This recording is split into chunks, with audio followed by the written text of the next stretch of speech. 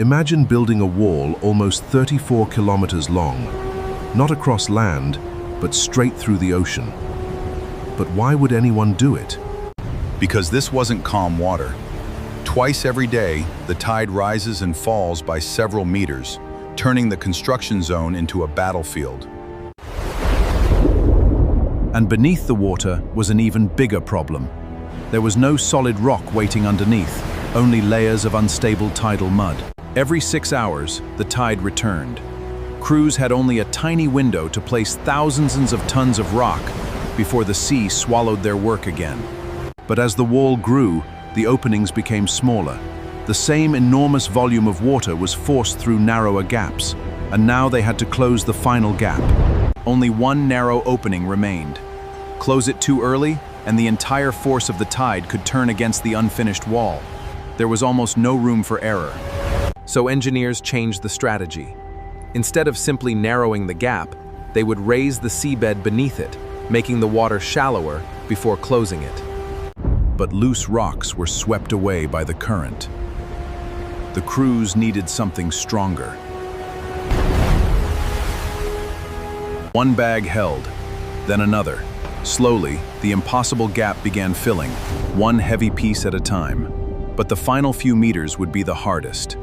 The gap was almost closed. But now, every mistake could send tons of rock back into the sea. Then came the moment they were waiting for. The tide slowed, and the final operation began. All units, stand by. 3, 2, 1, execute! The sea attacked immediately. Water tore through the opening, trying to undo months of work in seconds. Another load fell into place. The opening shrank again, forcing the raging water through an even narrower channel. The smaller the opening became, the faster the water moved. Now, the current itself was becoming the enemy. There was barely any room left. One final push could either seal the wall— All cranes, release in 3, 2, 1! —or destroy everything they had built.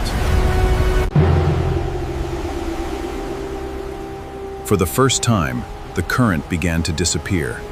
The final opening was closing. The wall was closed, but now it had to survive something even more powerful: Korea's violent coastal storms. So engineers covered the outer face with layers of massive rock, creating armor against waves, storms, and erosion. Behind the wall, the trapped seawater began disappearing. The goal was no longer to control the sea, it was to create land. Roads appeared where water once flowed. Industrial zones rose where fishermen once followed the tides. Because the seawall didn't just change the coastline, it changed an ecosystem that had existed there for thousands of years. For migrating birds, these tidal flats were a vital stop. Without them, their 1,000-kilometer journey became far more dangerous. For generations, local fishermen depended on these waters. When the tides changed, their traditional fishing grounds changed with them.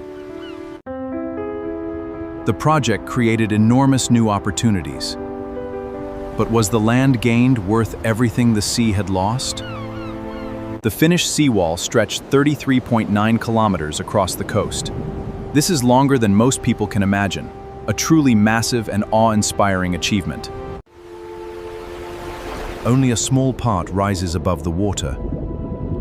Most of this enormous structure is buried beneath the sea. The sea never stops attacking. Waves, tides, and storms constantly test the wall's weakest points. We must replace these damaged armor rocks immediately. Today, the reclaimed land keeps expanding. Roads, factories, and new projects now occupy what was once open sea. Every road and building here stands on ground that was underwater only decades ago. Beyond the wall, the Yellow Sea still rises and falls twice every day, waiting patiently against the barrier. The wall changed the coastline forever. But whether it was a victory or a warning is still up to us. If you enjoyed this story, don't forget to subscribe and like World Flow for more incredible stories from around the world.